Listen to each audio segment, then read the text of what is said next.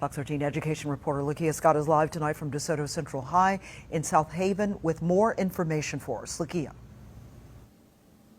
Well, today, the Mississippi Board of Education voted to do away with an old policy that conflicted with state law. Now, that policy would allow districts across the state to let folks with permits carry on school campuses. But many folks I spoke with today say they are not in favor of that action.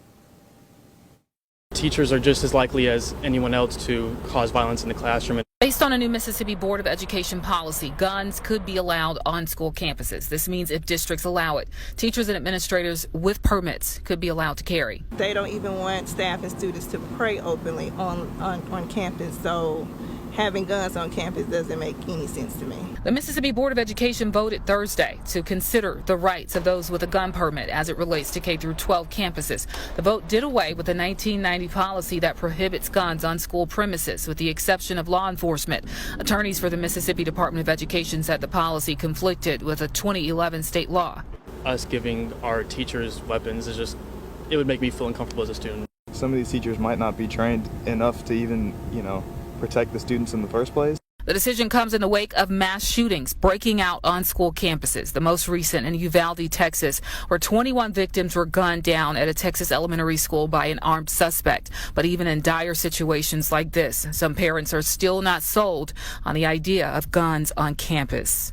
In situations like that, you don't know how your flight or fight is going to react, and that's going to cause more problems than it is going to solve. If you're competent and you've got the knowledge, I would say yes.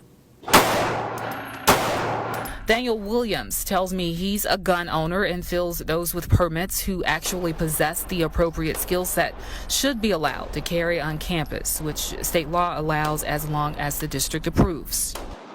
So as a gun owner, you feel like they should have the right to carry if they have a permit on the campus? If they're knowledgeable. If they're not knowledgeable, then it's a hard standpoint. Other than that, yeah.